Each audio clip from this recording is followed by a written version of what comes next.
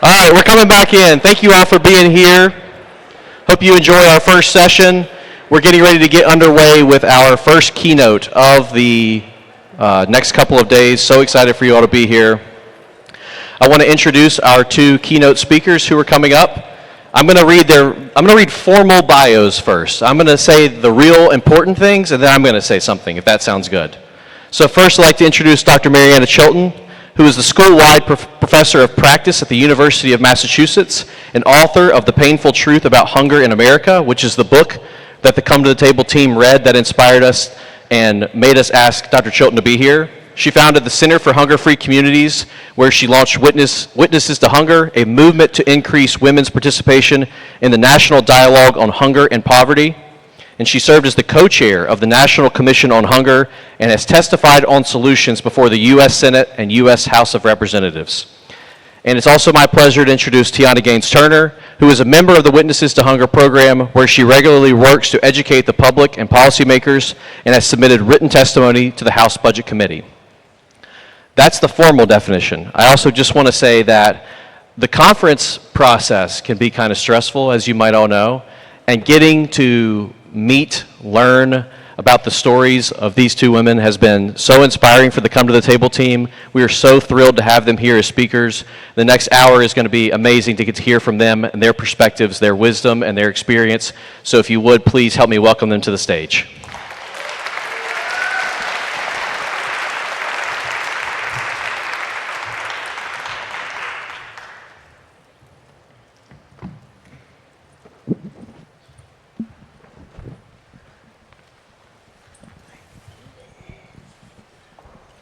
Good morning, everyone.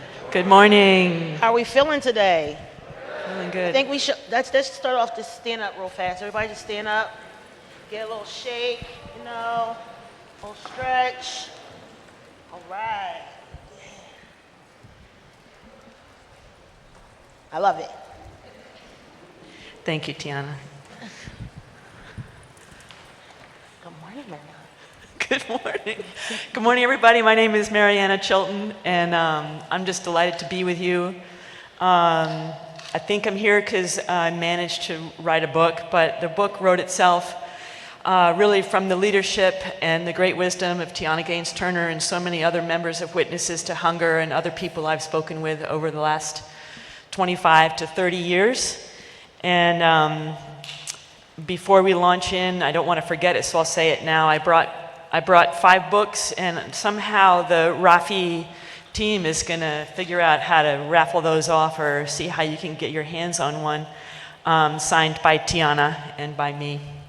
And we can personalize it for you if you want to come and chat with us, which we would love. So I have spoken a little bit. Tianna, I would like to really hand it over to you as really the leader from my perspective, not only of Witnesses to Hunger, but a leader in your community, a leader for all of us here. You have so much wisdom and so much humor. I love hanging out with you. And one day, I really want you to have that talk show that we've talked about. And maybe this is like, we've done this road show a few times. So we have no clue what's going to happen. Just want you to know. We do have some slides, we think, at some point. But we're just going to vibe. And Tianna will tell you how that vibe's going to happen. Let's put it that way. So good morning, everyone. My name is Tianna Gaines-Turner. I am a proud member of Witnesses to Hunger. Witnesses to Hunger is an organization that Mariana started back in 2018. 2008. 2018. 2008. 18 years ago. Yes. How I became a member. So I was at the ER with my son, my oldest son, and he was experiencing a seizure. He was about 9 months old. And a young lady walked in and she asked me would I like to do a survey. And I'm gonna be honest, I looked at her like she was mad, and I was just like, no. And then I thought about it and I was like, that was kind of rude, which I wasn't trying to be rude, but it was the first time my son had ever had a seizure, and I was not trying to be bothered at the time. And as she was going out, she was like, okay, no problem, you get a gift card, we can talk more. Well, when she said gift card, my antennas went up. And I was like, oh, because my mom always told me if it's free, it's for me. So, that we can chat.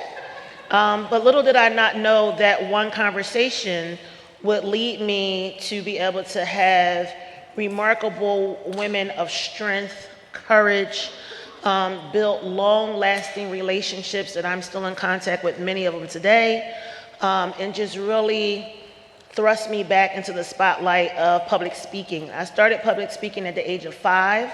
My very first television interview was with Vernon Odoms at the age of 5, advocating for, at that time, schools and books and things like that in Philadelphia. I would be dismissed if I did not say that this is Women's Month. Yeah. So major shout out to all my strong, courageous women in the audience. All the women and femme. I want to shine a light on a woman that I had the wherewithal to meet yesterday. I'm not going to say her name because I don't want to embarrass her, but she really gave it to me full circle again on why I do this work. Just her story and her passion and her fight and her grit and standing up for what's right for women of color and for, letting her tell her own narrative. Maybe I should say her name. She's looking right at me like, I know you're not talking about me. Yes, stand up.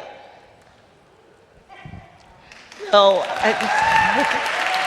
we had a wonderful conversation yesterday in regards to all the great work that you do, so I just want to thank you. But when I came and I was invited to the conference, in which I would like to say thank you to all the RAFI staff for all their hard work, Dave, Justine, everyone else. Faith was one of the words that hit me, and it's been something that's been dwelling on my mind since me and Mariana were riding in the car talking yesterday.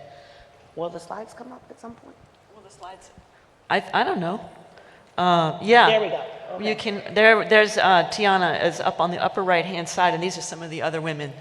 We worked with over 100 people with Witnesses to Hunger for over 18 years. All right. What do you want to say where Witnesses chapters were, please? Yeah, we got launched in Philadelphia, and Tianna Gaines-Turner is the first member of Witnesses to Hunger back in 2008. We were in Philadelphia, Camden, New Jersey, New Haven, Connecticut. New Haven is still running. It's been 18 years in running. Boston, Massachusetts, Washington, D.C., Baltimore, Maryland, Providence, Rhode Island, Camden, New Jersey. Yes. All right. But back to you, Tianna. So faith. And when I think of the word faith, I feel like this has a major part of my life as a woman of color, a mother, a wife, and a community advocate. But when I think of the 5-letter word faith, it goes hand in hand with the word that love. Love is the footsteps of many different backgrounds, many different religious backgrounds, and well as the backbone of what we have today. In the day and time right now that we face many criticism, backlash, hurt, pain, devastation, it always grounds me to the word faith. So throughout this time where I will tell my story and the story of so many other people who are going through what I've went through and overcame, high food price costs. We think about the high food price costs, but one thing we all know is one thing that has not gone up, and that's our paychecks. But yet, we know about them high food cost prices. $7 for some blackberries, come on. But it is what it is, and life be lifing. So as we go through, and we're going to talk about the word faith. And when you hear me say, if it was not for, here we go. We're going to interact today. We're going to have an interactive conversation. I want to speak to you, and I want you to speak to me. So if it was not for faith, I would not be here today. I've faced many life challenges, from being homeless, from having children with medical disabilities. One of my twins is actually sitting in the audience today. He traveled with me. That's one of my boy twins. But I have a 7-year-old right now at home that's actually fighting flu B. So coming to this trip was not easy. But I knew I had to be here, and I know I have a community and a village at home, and my husband is holding it down. But as Mama Bear, last night I did not get a lot of sleep when I got 3 calls just from the airport to here, of them telling me that my son was in distress with asthma. When we talk about witnesses to hunger, we was given cameras and we were told to take pictures of the most vulnerable points in our lives. We were told that we would be taking pictures of anything from blood-stained grounds of people who have been murdered or have been hurt.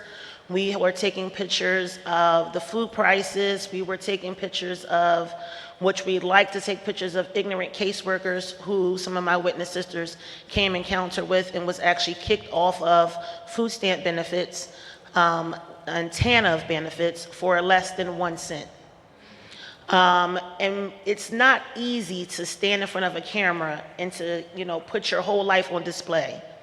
We have gotten all type of backlash, people calling me obese, calling me fat, talking about the choices that I make in my life.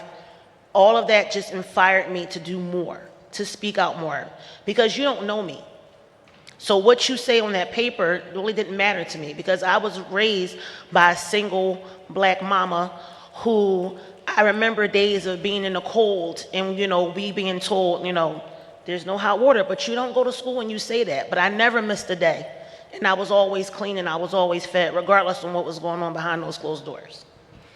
So when I was asked to take photographs and Mariana came to my home, I was nervous as hell. Excuse my French, I shouldn't maybe have said that, so forgive me. But I was nervous as hell, and I'm gonna keep it real because I had a white woman come into my home. And I had just literally turned the stove off because at the time I think I was using the stove to warm my home. And in our community, we're always told you have to be very careful because you don't know who's going to call DHS. But Mariana came in, she was very welcoming. I think we actually sat on the floor, did we not? We did sit on the floor, We sat on the floor, and I told her, I said, just be careful because I have some guests. And she looked at me, she said, yes. I said, yeah, they come out every once in a while. I didn't invite them in. They just come out and they run around, they come and say hello, but they're friendly, they don't have any issues or problems.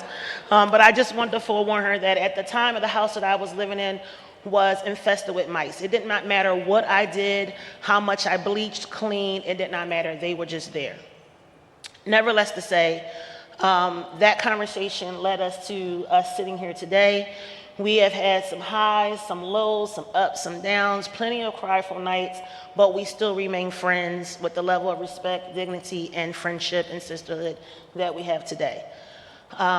So in saying that, we have been on Melissa Harris Perry's show. We have been to the State of the Union. Yeah, do you want me to talk just a little bit about witnesses and then get to some of the Yes, photos please. you want to highlight? Yes, All right, can you see all the way up there? I can. You see Imani there? I Okay. do. And then you're right underneath. Yes. That's Tianna in the white shirt right underneath. These are some of the moms that we worked with early on. So the idea behind witnesses was to make sure that lots of times when there are news stories about people living, trying to get out of poverty, they are always sort of passive and sort of, they are portrayed as victims and as passive, and they don't get a chance to really control the narrative, control the vibe, control what people see. So the idea behind witnesses was that the women themselves were the ones taking the photographs and they were deciding what they wanted people to see. And that's when Ms. Tianna was talking about the photographs that some of the women took. Women took photographs of sometimes their own bruises. Sometimes they took photographs of blood on the street. Nasty caseworkers, always a common theme. By caseworkers, I mean people when they're applying for food stamps, for SNAP benefits, those kinds of things. The inspiring photos were also of how beautiful their children were, and they wanted the people that saw their photos to recognize the beauty and the magic of family and of community and of love and kinship and sisterhood. So there were over, in the first year, there were over 13,000 photographs and many videos, and the idea was to launch an exhibit. We had over like 35, maybe 40 exhibits over the course of 12 years, and then now we're 18 years in. The folks in New Haven are still going. And that's Imani, who's the woman that you see here holding her camera. She was holding her camera up. She was on the train headed to DC. I think in that moment we were headed to the White House. This was during the Obama administration. But this is previous. That's Imani. That's a photograph of her son, and she wanted people to know how degrading and humiliating it was to go and apply for food stamps. They needed emergency food stamps. Her story is they hadn't eaten for 3 days. Her son was desperately hungry, and he's reaching up toward the caseworker who was eating chips and asked for a chip. And she's telling that story to a United States Senator, that's Senator Bob Casey from Pennsylvania. And we were at an exhibit, this is one of our first exhibits, at the United States Senate in the Russell Rotunda. And what you see is Imani speaking directly to a legislator about the importance of food stamps and how things really need to change, not only at the policy level, but at the interpersonal level with caseworkers, that she and her son should never have to experience that type of humiliation. Should I keep going? I have a few more. So that actually gives you a feeling of what Witnesses was about. This is not abstract. This was real action, and this was real movement. It was actually right after this, our exhibit, that was April of 2009, March or April in 2009, and soon after, they raised the SNAP benefit level by 14% across the board for millions of families across the country, and I think that we should take some responsibility for that. Definitely. Yeah. I mean, there were thousands and thousands of people who were working to protect and promote SNAP benefits and how important they were for family health. There's Tianna talking directly to Senator Harry Reid, who was the head of the United States Senate. This is at that same exhibit. And there are other members of Witnesses to Hunger, that's Barbie and Whitney. There's Senator Casey, there's the back of the head of Angela Sutton, it's the back of my head. Again, the idea behind the exhibits was not really just about the photographs. It was not just about what the women had to say about their advocating for their children, for their communities, talking about disabilities, about homelessness, about health and well-being, but it was also about creating social bonds between people who are poor or living in poverty and fighting the hardest fight and legislators. That was the whole idea, so that they would not create some sort of abstract idea and start slashing SNAP benefits or food stamps and other kinds of programs, that they would remember the people that they met and think about a sense of kinship between each other. So that's what Witnesses was about also, is about creating social bonds and a sense of connection. And also making sure that they understand that we deserve a place at the table. We don't need you to make cuts on the fancy graphs or people in suits that think they know what we need. We can speak up for ourselves. We can tell you what we need. All you have to do is to invite us. With all due respect, we will let you know. Just give us a place at the table. I don't need anyone to tell my story. I can tell my story best. Bam. These are just some of the other women that we worked with. And again, that theme of love and faith is really throughout all of Witnesses to Hunger. That's Tianna in the middle there, and what Tianna won't talk about it much, but she was helping to recruit other women and teaching them how to speak up and speak out, and she was demonstrating courage and a kind of grit and fearlessness that was so inspiring. So she went to Boston, she went to New Haven, she was in Washington, D.C., training other women and men how to speak up for themselves, what kinds of things they could take photographs of, how to control the story, how to control the narrative. So I love that. That's we were walking to the exhibit in New Haven, and those were members of Witnesses from Philadelphia, Boston, and Johnstown? Reading? Johnstown? What did you say? Is it Reading or Johnstown? Not Johnstown, but that other town, Scranton. Scranton. And there was a sense of sisterhood and bonds that got created.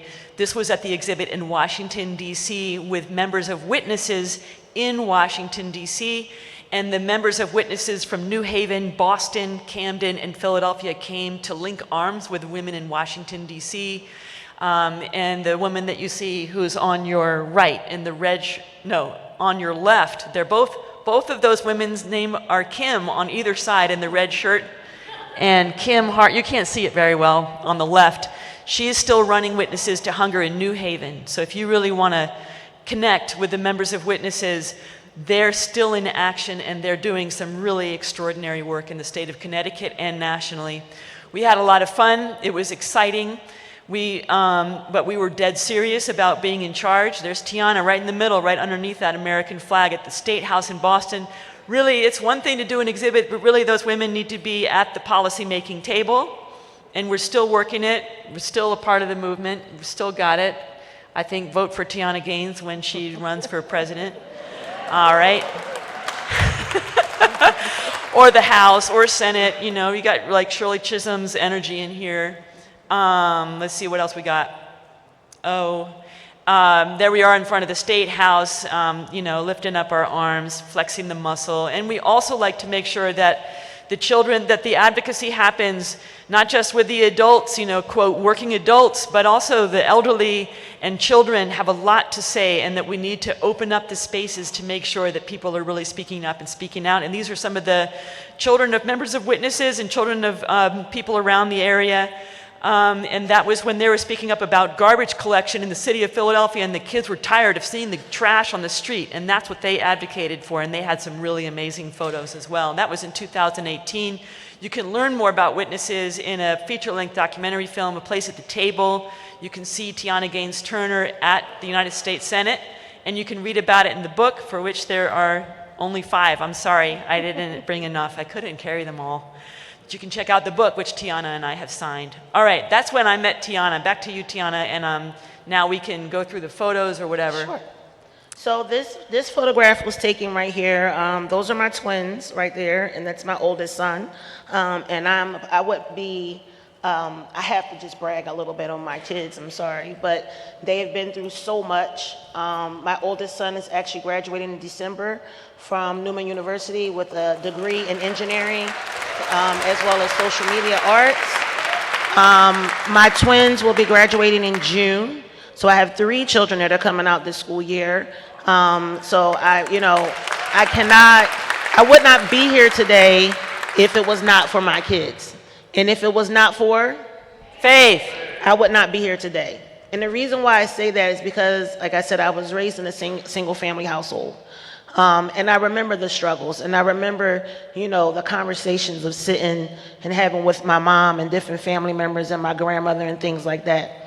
But being a woman of color, we were always told, and I'm sure some other people can relate as well, you do not speak about what happens in the household. What stays in here, it stays in here. But the one thing I was always told is my mom always said, you never accept no. No is not a word that you speak of ever. And I was just telling Mariana before we came up, at a very young age of 5 years old, my godmother, Veronica Jr., who is the principal of Mathematics, Civil and Science Charter School in Philadelphia, started me with public speaking. And 3 times a week, we would stand there and she would tell me, you know, sit up straight, work the room with your eyes, and this is going to take you places. And in high school, I won as an extemporaneous speaking, first in the state, second in the nation. So it's always been in me, and I'm grateful to God that he gave me that gift to speak out, not just to tell my story, but to speak out for other people who have been going through some of the challenges and the things, and just basically overcoming some of the things that we went through. So when I was given the camera and I was told to take pictures, I was very hesitant at first because I did not know where they were going to go. I did not know who were going to see them. And just to be honest, I was scared that they would fall in the wrong hands and then I would have DHS knocking on my door. But nevertheless, I took photographs of all different types of things, of, you know, my children, you know, just the struggles of having 3 children with medical issues. And at the time, I had my twins, and they told me that they would not pay for an electric breast pump. They told me I had to use a manual breast pump. Mind you, I had one son who had to have open heart surgery when he was 2 weeks old, so he was at Children's Hospital, Philadelphia, and then my girl twin was at university. And I looked at the lady with all due respect and I said, how the hell do you expect for me to use a manual by hand to disperse amongst 2 different kids? I'm already stretching myself thin. And she says, well, your insurance won't pay for it. I don't know what to tell you. And I said, well, no, it's not an option. Because I was told if I came to you as my caseworker that you would do everything possible. So at the end of the day, you need to get me an electric breast pump before I leave this hospital, or I'm not leaving. Because what I do understand, and I know one thing's for sure and 2 things for certain, if I bring them back and they're under the threshold, then you're going to look at me as if I'm not doing my job, but you're not doing yours. Because I'm advocating to you and I'm telling you what I need. And all I need for you to do is just take the time out, hit that enter button, make some phone calls and make it happen. Because that's what I was told that you can do. So make it happen. And, you know, taking those photographs and being invited to different places and things like that, one thing we always said when we left those meetings is we all had to go back. Yeah. Some of my witness sisters going back into abusive relationships, but they could not leave because that man was the breadwinner of the household. Some of us going back fighting. I think I was in DC and I was homeless with 3 children. That was in 2009 when we were at the United States Senate. Yes. You were homeless at I the was time. homeless. I was living at Neshaminy Inn Hotel. And I remember sitting in that meeting and I began to cry. Excuse me. Always get a little emotional. But I was sitting there and I was thinking to myself, here I am in Washington, D.C., and I'm advocating for myself and I'm telling the narrative and I'm telling the story. But what nobody understands is when I leave here, I go back to that one room. And I never forget my sister, Myra, she came over to me. They called me TT. She said, what's wrong with you? What you crying for? Wipe those tears. This is the time for you to go speak up and you tell them what was going on. And I went over and I talked to Senator Casey's representation at the time. Her name was Erin Wilson. I'll never forget it. And I explained to her that I had been on the Section 8 waiting list at that time for 12 years.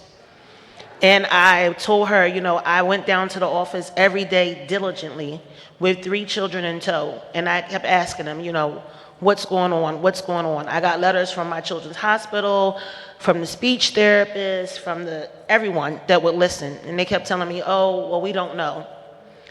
Bottom line was, what happened was I lived on Clarence Street. But it tells me again, if it was not for, they spelled it Clarissa Street. So by the time my name came up on the list, the letterhead went out. It went out to the wrong address. And the lady said, well, that's not my problem. We mailed it out. I said, yeah, but I don't live on Clarissa Street. I live on Clarence. It's CL. So that is your problem. And she said, well, I don't know. You have to go back on the list. After 12 years? And I'm explaining to her, and I did not want to tell her at the time that I was homeless because, again, I was nervous, I was scared, but I had my kids in tow. And I had been down there every day to the fact where the security guards knew me by name. And I remember those times because it was hot outside. You know, like I said, I had my children in tow. We would walk over to the Marriott Hotel and we would sit in there in the lobby. And I would sit them there and we would sit there and, you know, I would feed them and things like that. But I would just go in there just to get out the heat. And the phone rang.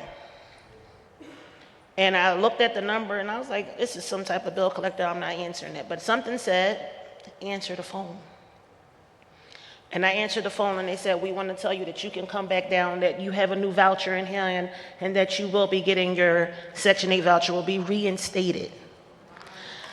Now, it was a happy moment, but what they did not tell me was that I had 60 days to find a place. So what I'm saying is, flip to the next. What do you want to do? Next picture? If you don't mind, thank you. Let's see what I got. No, let's see. This is you. I don't have photos That's that right you've there, taken. right there. Oh, you want this one? Yes. Okay. So what I'm saying that to say is that people don't understand the threshold, the cliff effect, because that's exactly what it is. It's a cliff effect. They give you just a little enough to get just a little glimmer of hope, to see the light opening just a little bit, and then they snatch it back. But being the person that I am and having the support from my witness sisters and my family and some of my community in Mariana, I pushed the door open and I made my own damn light. And I did not accept no once again. And I was forced to find a place in an unsafe neighborhood. The day that I moved in, the first day that I moved into my brand new home, I was standing outside, me and my husband, we had just got the last box in, we was tired. This young guy walks down the street and he says, I see that you guys have been moving in and out all day. Welcome to the neighborhood. And he said, oh, okay, thank you so much. And he says, I advise you to go in the house right away because there's a beef that's been going on and it's going to go down today. And as my husband closed the door, gunshots rang out. And I said to myself, and I said, are you serious? Like, is this really what it's going to be like? And Mariana came over to the house and we said and we talked and I began to write letters and I began to put in, different requests and things like that. Nothing ever happened. So I say that to say that being an advocate and giving that voice and that platform to speak out, not just for myself, because we all know the state and the times that we are working in right now, whether it be in the food pantry, whether it be in the mosque, whether it be, holding a Bible study. Because I remember those days as being a little girl going to vacation Bible study, sitting there in the hot sun, and I'm like, I don't want to be here, but I had to be there. We know the pressures that we are under. We know the personal attacks that we are under. And people of faith, we have to fight just a little bit harder. We have to pray just a little bit longer because we see the things that are going on that's not just personal to us. It's no more longer just people of color. It's no more longer just because of the address and the zip code in which you're in. These attacks are being given out and handed out to anybody and everything. And if we have not learned anything from COVID, we have learned that it can happen to anyone. We went from walking freely to walking around in masks. And that mask was not just put up there for a moment just to keep us safe from what was going on from germs. That mask is something that we face every single day when we get discrimination because of the color of our skin, or discrimination because of what we look like, or discrimination because you might be a black and brown mom. You might have a child of a black and brown parent.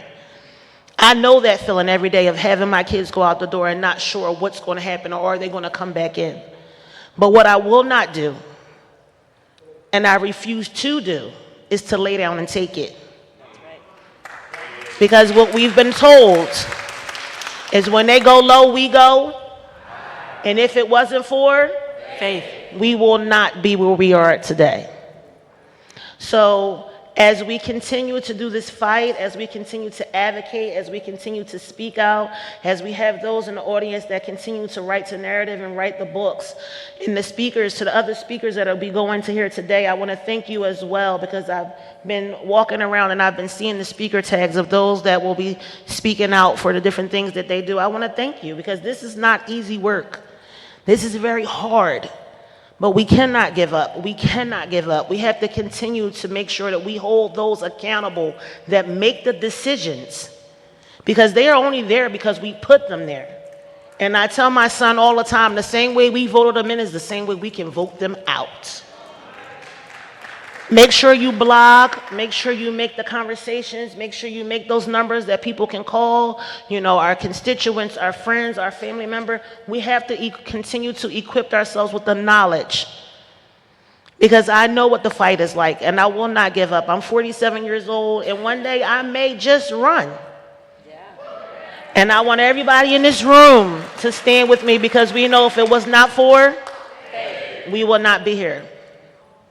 So I thank you for giving me this platform to be able to speak today. I thank you for all the hard work that you are doing in your communities. I thank you for not being afraid to tell your stories.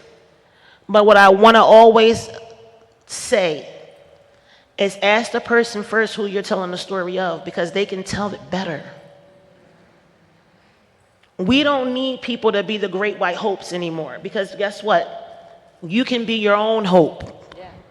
You can bring your own happiness. You can bring your own helpfulness. but make sure you give that person the platform to speak out for themselves. Because it does not just mean that we need a place at the table when we're talking to Congress. We need a place at the table when we're worrying about our farms, when we're worrying about our food pantries. I think it was the gentleman over here that was speaking in regards to, making sure that we have the things that we recognize. And the job that I hold right now, I am a community liaison in West Philadelphia, part of the city of Philadelphia. And I work with people who are from 69 years old that are homeless from 8 years old. I work with young people who are aging out of DHS care. I work with women who have been victims of domestic violence, and I work with young people. And I tell the young people that you are the voice.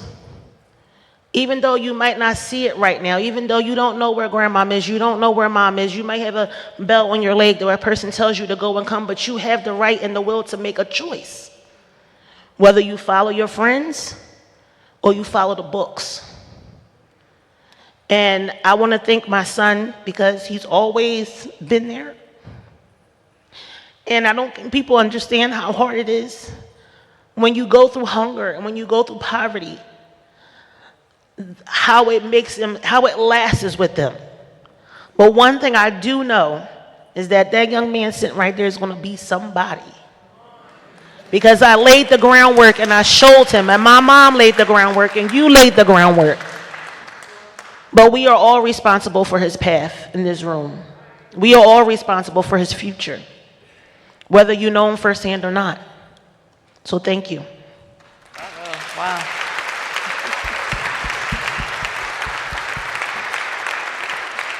That's so awesome.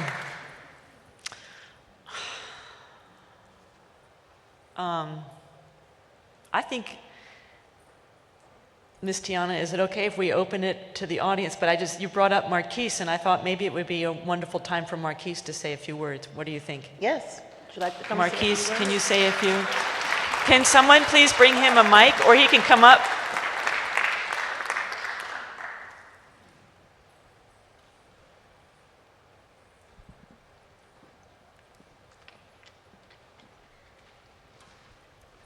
Hello, everybody. My name is Marquise Turner, son of Tianna Turner. And like she said this whole time, if it wasn't for faith and her being my mom and the woman she is, I don't think I would be able to be where I am because, like we all know, life gets hard. We all go through things. And something about God and your relationship, it is what gets you through things. Because it's just like, although we have our own distractions, I like to call them distractions because if you're not really doing the work to heal yourself, if you're not really doing the work to get better to where you want to be,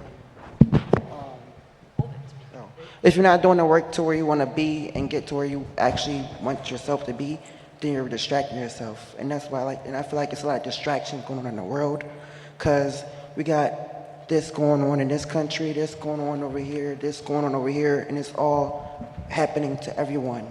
And it's just like all the dividing and all of the division that's going on in the world now happens because of people that are distracted. It's like everyone always speaks on the negative or always goes about the negative, but no one ever speaks on why we're at where we are with the negative. No one ever speaks on why we reached the point we're at with everything that's going on, whether that's racism, bad food, bad health, cancer. No one ever speaks on why we're actually where we are because the people that are leading us or claim to be leading us aren't for us. They're not doing nothing that is benefiting us. So it's just like, in the same sense, they claim to be for us and they claim to actually want better, but in reality, they're doing whatever is better for them. They're doing whatever is going to put money in their pockets and not putting money in everyone's pockets, not putting money in, not even just money, but they're not doing things that benefits everyone, but yet benefits themselves. So I just feel like what my mom said, faith is the main objective, I feel like, in life, because at the end of the day, if you have faith, That's all you really need. It don't matter who's your president. It doesn't matter who's your senator, your mayor, your vice president. If you know that you have faith, and you know that you have what you need in order to live your life correctly, then I feel like that's all you really need. Because yes, we can be distracted, but it's all about how long you decide to stay distracted. It's about how long you decide to stay in that distraction that you were put in. It's like you can be put in a box, but how long are you going to stay in that box? How long are you going to be in that room? So it's just like at the end of the day, as long as you make yourself useful and as long as you bring yourself out of what you've been through, then there's really nothing that you can stop yourself from doing. And it's like, I don't really like, well, I wouldn't say I don't like, but it's just like when people use what they've been through as an excuse, because like everyone goes through something. Everyone goes through trials and tribulations. So it's just like for you to sit here and try to, what's the word?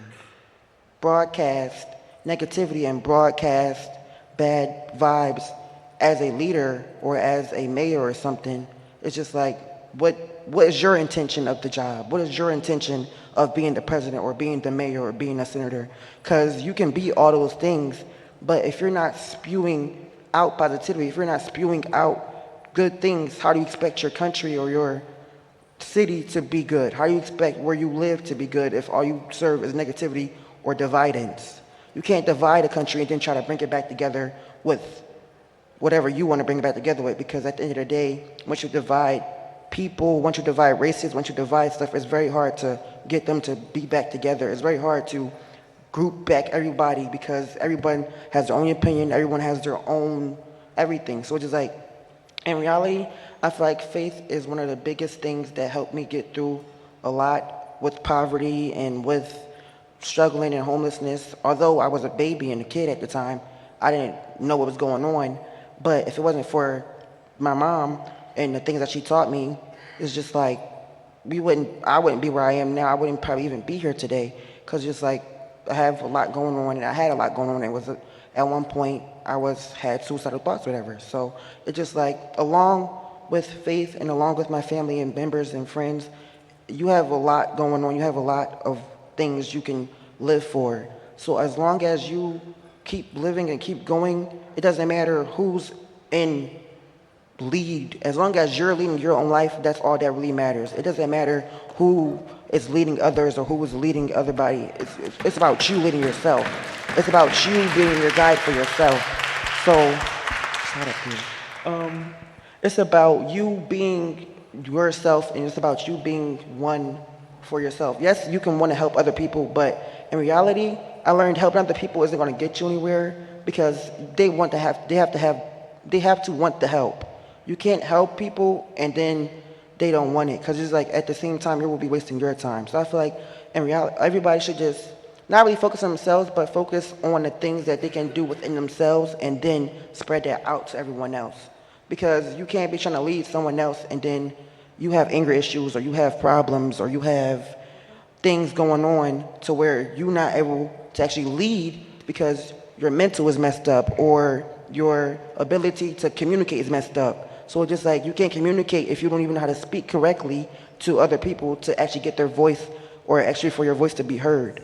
So I just feel like faith along with inner work is what the world really needs because in reality, if we can't even get along on earth on in the same terms, how can we get along when we're trying to go against other people? Or how can we get along when we're getting in wars and all that? It's just like the division nowadays that's in the world happens mainly because of the negativity, if that makes sense. Because it's like all the negativity that's being spewing out, whether that's with the ICE situation, Trump, or just in general, not even just that, but it's just like in general, you have to be willing to go through things and get past them. And not really just get past them, but learn from it. Yeah, we all go through things, but in the reality, it's a testament that you're using to give other people. It's a testament that you're willing to go through. It's an experiment, if you will. It's an experience. That's what life is about. You're going to experiment and experience. You're going to go through things. You're going to go through bad things, good things. It's all about how you choose to let that define who you are and how you choose to let that do the work that you want to get done in the world. And yeah. Awesome, awesome. Thank you so much, Marquise. I think you should stay there.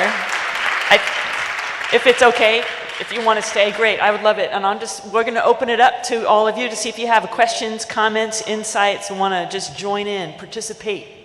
And make sure you wait for the mic for those who have a hard time with hearing. Even though you can shout loudly, the mic is always better.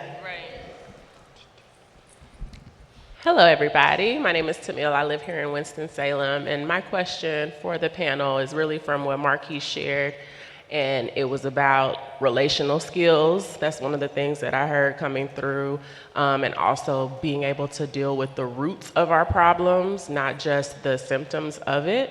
And so my question is, in the community that you guys have built and stewarded over the last 18 years, outside of like the direct policy advocacy, what are you seeing emerging from the community?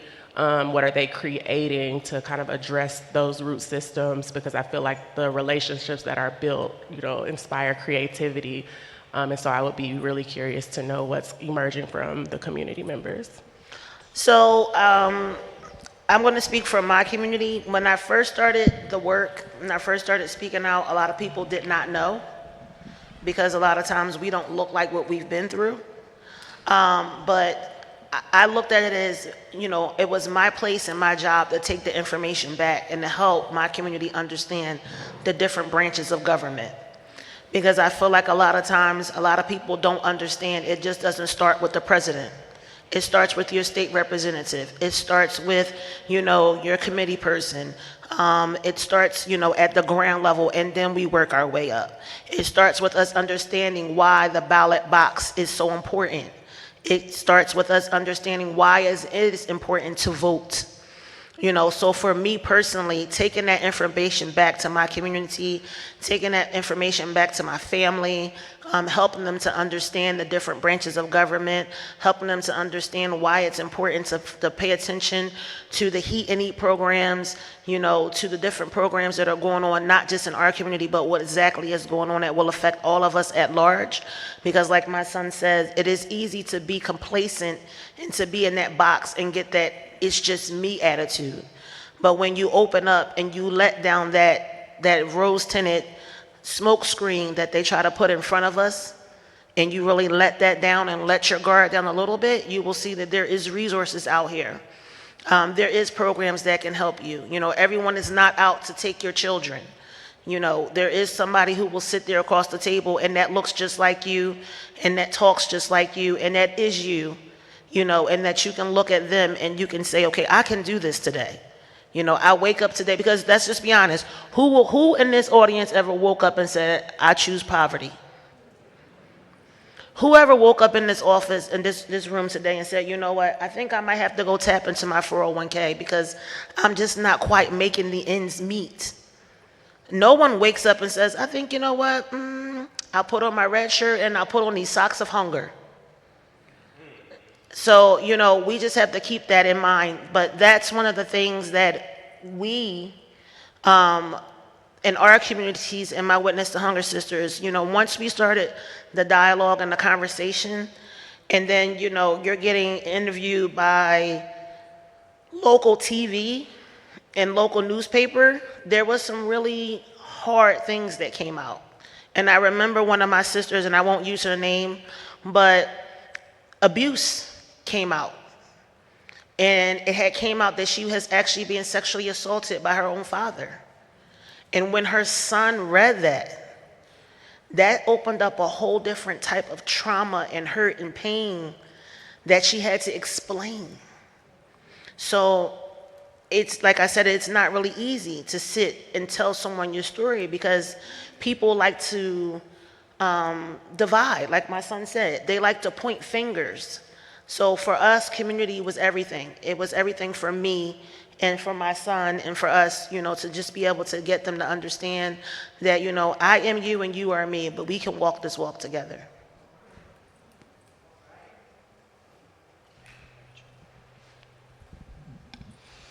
Hi, my name is Nancy. First of all, I got a little emotional when you were talking because I wanted to applaud. I'm in early childhood, and so sometimes I'm trying to tell the parents that it's not so much what we teach them within our center, but it's the resiliency that you have to model. So I wanted to thank you for that, because you have been a great inspiration to your child in resiliency and how you wake up every day and look at the bright side of things. And so for that, I really need to thank you, because you don't see that often. Young man, I just wanted to tell you, you blew me away, and you are absolutely on a path to greatness, just like your mom said, and I know that's going to come to fruition. I know it. And then I have a question for you. So I'm a community advocate, and one of the struggles I have is, like you said, how do you come out? How do you create a safe space for those moms or for those community members that are afraid of when they tell their story, how they're going to be labeled? So I guess is, what was some of the things that you did to make sure that you can have them come to the table, but not just come to the table, but speak at the table? So that's... Well, when we had our meetings, a lot of times, like I said, a lot of us, we were going through things outside the meeting. So the safe space for us was to understand and know that when we came in that room, when we came in that building, whatever we said there stayed there. When we came in the room, there was always, we were welcomed, you know, regardless whether we came in disheveled, regardless we were having a moment. In the book, you will see that Mariana shined a light on one of my witness sisters who had called her before our meeting was getting ready to start, and she said, you know what, I think today is the day, I just don't want to do it anymore. I can't do it anymore. I'm tired. I've given up, and I'm going to hurt myself. And at that moment, I was sitting there, and I remember it like yesterday. Mariana, you know, I overheard the conversation, and I was about to walk out the room so that she could have privacy. And Mariana asked my sister if it was okay if she could tell me what was going on. And I constantly just kept talking to her and coaching her and coaching her and talking to her and asking her, you know, please just come to the meeting. Just get out the house, you know, get some air. You know, I'm here for you. I understand what you're going through. I understand. I've been there. And she came to the meeting that day. And what I did not run to do was get into the rescue mode. I sat there and I accepted the space of silence. I sat there and I let her cry and weep. And for privacy reasons, we will call her Faith. And I remember sitting there and I asked her, can we just pray? And if you know this person, which Mariana knows, sometimes she can be really rough, but it's out of love, but I give it right back to her. And she said yes, and we sat there and we prayed. And we both end up crying. And what I can say is, in the moment, sometimes you just gotta open it up to just let them be in that safe space of silence. Because I think even in our families and the jobs that we do and in our ministries, it is easy to wanna run in and rescue, but sometimes that silence is everything. Sometimes they just need to vent. Sometimes they just need you to listen. They don't want you to rescue them with a solution. They just wanna get it all out. So allow them to have that safe space of silence. But when you welcome them to the meetings, you know, sometimes if you can, offer an incentive. You know, we might not have much to give you, but here's a $10 gift card, or here's a $25 card so you can get something to eat. You know, we're going to have food at the meeting. Ask them what they like. What would you like? Childcare was always an issue. You know, when we started out, Mariana got a lot of pushback. And I'm just going to say it, and I'm going to keep it real, can I say it? Of being a white woman, a professor, wanting to give cameras. People were like, what are you doing, Mariana? Why are you doing this? But she never stopped. She had a goal, she had a mission, and against everybody else in her field who pretended that they were there for the mission, who pretended that they wanted to know, who wanted to put down the fancy graphs and the fancy suits, Mariana said, you know what, no, I'm going to do this. And when it's funny because she knows the joke, but we went to a meeting and the lady asked her, do you have community boots? And Mariana was like, community boots, what do you mean? She says, you don't have community boots.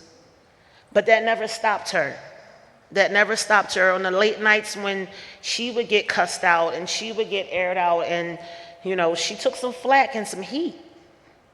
She never stopped giving us that safe space, and I remember we had meetings and they did not want the kids to come to the meeting. How are you going to have a meeting with women and children and not want the kids to come? Hello? Makes no sense, right? But when we were in front of the cameras and they were getting all the smiles and the checks and the glitz and the glamour, it was all fine. But we don't want the kids to come to the meeting. And Mariana said, no, the kids are going to come. And we with our kids, and we tore up the office. I'm just going to be honest. Kids were going to be kids, but we fixed it back up. You know, so I'm just saying, you know, sometimes it's going to be hard, and I commend you and I applaud you for the work that you do. For anyone out here that's doing the work in the community, because it's not easy. If you are a person that has a heart, I'm sure like I do, we take some of it home at night. Make sure you have a sanctuary model attitude and something to fall back on, because it can be very overwhelming. If Dr. King did not fight the long fight that he fought, humiliated, spit at, Ruby Bridges, you know, I can go on and on and on. We have to continue to just make sure we have that safe space and make sure that we can continue to do the work that we do. So thank you. Dave is telling us that it's time to end, but speak up and then we'll end it out. I was going to say also to piggyback off of my mom. I was going to say, as long as you know what you are doing and you feel like what you are doing is right, whatever anyone else has to say doesn't matter. Because in reality, as long as you do what you want to do for yourself, imagine if my mom or Miss Mariana here did listen to everybody else and said, oh, well, y'all shouldn't do this, y'all shouldn't do that. We wouldn't be here today. So it's like, nowadays, I feel like it's so caught up to everybody listening to the negative and everyone listening to what you shouldn't do.